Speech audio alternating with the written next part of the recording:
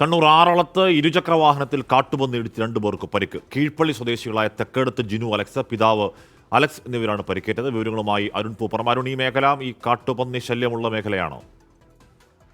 ആഷ്മി, ഒരു വനത്തോട് ചേർന്ന മേഖലയിലാണ് ഈ റോഡ് ഉള്ളത്. ഇന്ന് രാവിലെയാണ് ഈ സംഭവം. കണ്ണൂർ ആറളത്താണ്. കീഴ്പള്ളി സ്വദേശികളായിട്ടുള്ള ജിനു അലക്സ്, പിതാവ് അലക്സ് എന്നിവർക്കാണ് ഗുരുതരമായി പരിക്കേറ്റത്. ഇവർ രാവിലെ ഈ റബ്ബർ ടാപ്പിങ്ങിന് വേണ്ടി ഇവരുടെ ഒരു ബൈക്കിൽ പോവുകയായിരുന്നു. ഇവർ ഹെൽമെറ്റ് ധരിച്ചിരുന്നില്ല എന്നതാണ് നമുക്ക് ലഭിക്കുന്ന വിവരം.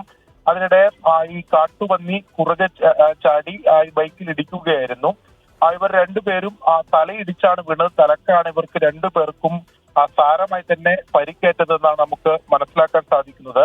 പിന്നീട് അവിടെ എത്തിയ മറ്റ് വാഹന യാത്രികർക്കാണ് ഇത് കാണുകയും ഇവരെ കണ്ണൂരിലെ സ്വകാര്യ ആശുപത്രിയിലേക്ക് എന്തായാലും മാറ്റിയിട്ടുണ്ട്. സാരമായ പരിക്കുണ്ട്. ഇവിടെ നേരത്തെയും കാട്ടുപന്നിയുടെ ഇത്തരത്തിലുള്ള ശല്യം ഉണ്ടായിട്ടുണ്ട്. പൊതുവെ വന്യമൃഗശല്യങ്ങൾ ഉള്ള ഒരു മേഖലയാണ് ആറളം. നമുക്കറിയാം, കാട്ടാന ആക്രമണം ഉൾപ്പെടെ നിരന്തരമായി നടക്കുന്ന ഒരു മേഖലയാണ്. വനത്തോട് ചേർന്ന പ്രദേശം കൂടിയാണ്. അവിടെയാണ് ഈ സംഭവം ഇന്ന് രാവിലെ ഉണ്ടായത്. ഓക്കെ, അരുൺ പൂപ്പറമ്പയാണ് വാർത്തയുടെ വിവരങ്ങൾ നൽകിയത്. യാത്രക്കാരെ 2 പേർക്കാണ് പരിക്ക്.